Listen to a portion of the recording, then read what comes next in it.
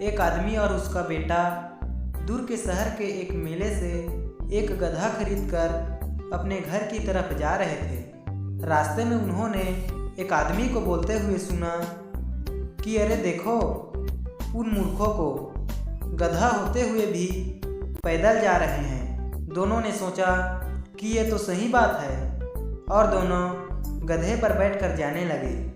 थोड़ा आगे जाने के बाद उन्होंने और एक आवाज़ सुनी कि अरे देखो देखो, उस गरीब गधे को। ये दोनों हट्टे कट्टे उस बेचारे को परेशान कर रहे हैं। वो ठीक से चल भी नहीं पा रहा। उस आदमी को गधे पर तरस आया और वहाँ गधे से नीचे उतर गया।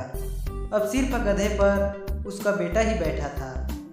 थोड़ी देर बाद एक खेत से गुजरते हुए उन्होंने एक औरत की आवाज़ सुनी। उस औरत ने कहा, इस लड़के को कुछ शर्म है या नहीं? बेचारा बूढ़ा पैदल चल रहा है और ये लड़का गधे पर बैठकर मज़े ले रहा है। अगर वह पैदल चलता और पिताजी को गधे पर बैठाता तो ठीक होता। अब बेटा नीचे उतरा और उसने अपने पिताजी को गधे पर बैठा दिया। दोनों अपने गांव तक पहुंचे ही थे, तभी पास से गुजरता एक आदमी बोला, ये तो हद ही हो गई।